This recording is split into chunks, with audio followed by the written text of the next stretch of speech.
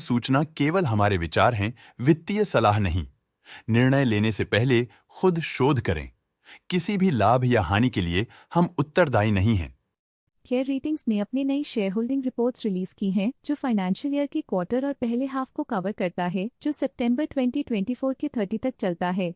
ये report company के shares की डिटेल्ड जानकारी देता है, जिसमें promoters, promoter groups, foreign investors, public investors और सरकारी एंटिटीज शामिल हैं। पब्लिक हेल्थ शेयर्स का परसेंटेज 2024 के जून में 50.48% से 2024 के सितंबर में 49.92% तक डिक्रीज हो गया। इस डिक्रीज से साफ है कि इस टाइम पीरियड में कंपनी में पब्लिक का हिस्सा डिक्रीज हुआ है।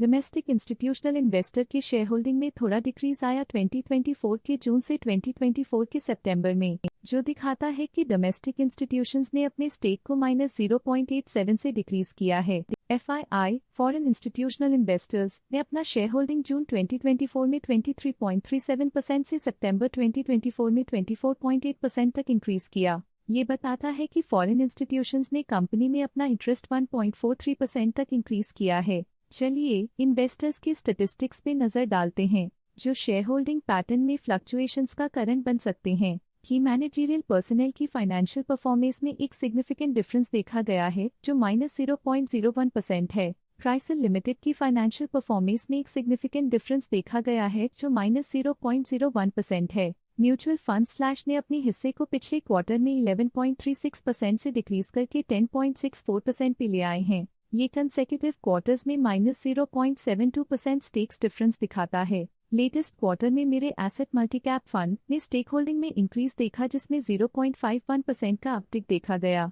ऑल्टरनेट इन्वेस्टमेंट फंड्स ने अपने हिस्से को पिछले क्वार्टर में 4.7% से डिक्रीज करके 4.55% पे ले आए हैं। ये कंसेक्यूटिव क्वार्टर्स में -0.15% स्टेक्स डिफरेंस दिखाता है। Life insurance corporation of India ने अपने हिस्से को पिछले क्वार्टर में 9.6% से डिक्रीज करके 9.59% पे ले आए हैं। ये कंसेक्यूटिव क्वार्टर्स में -0.01% स्टेक्स डिफरेंस दिखाता है। Nippon life India trustee limited A/C Nippon India SME current quarter में 8.45% शेयर्स के साथ कंपनी में एंटर किया, जबकि प्रीवियस क्वार्टर में उनके पास 0% shares the Nippon life India trustee limited A/C Nippon India मूल प्रीवियस क्वार्टर में 8% शेयर्स ओन करते थे, लेकिन करंट क्वार्टर में उन्होंने कंपनी से एग्जिट ले लिया है। Quant mutual fund quant active fund previous quarter में 1% शेयर्स ओन करते थे, लेकिन करंट क्वार्टर में उन्होंने कंपनी से एग्जिट ले लिया है। इस पिछले क्वार्टर में फॉरेन पोर्टफोलियो इन्वेस्टर्स कैटेगरी आई की स्टेक होल्डिंग में एक नोटवर्दी इंक्रीज देखा गया। उनकी स्टेक होल्डिंग में 0.99% का सिग्निफिकेंट इंक्रीज देखा गया।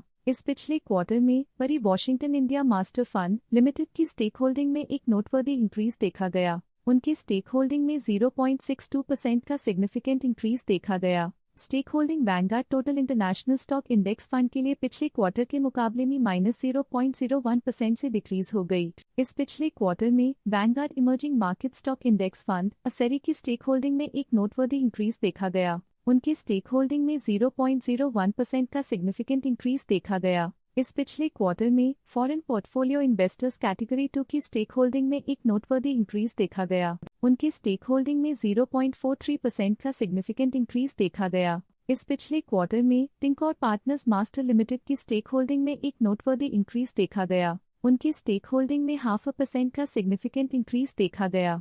स्टेक होल्डिंग 1729 कैपिटल के लिए पिछले क्वार्टर के मुकाबले में -0.01% से डिक्रीज हो गई। Mirae asset India small mid cap focus equity मस्ते के पास प्रीवियस वीक क्वार्टर में 0 अमाउंट ऑफ शेयर्स थे, लेकिन करंट क्वार्टर में 1.12% शेयर्स ओन करते हैं। ये था कंपनी का करंट शेयर होल्डिंग पैटर्न। देखने के लिए धन्यवाद।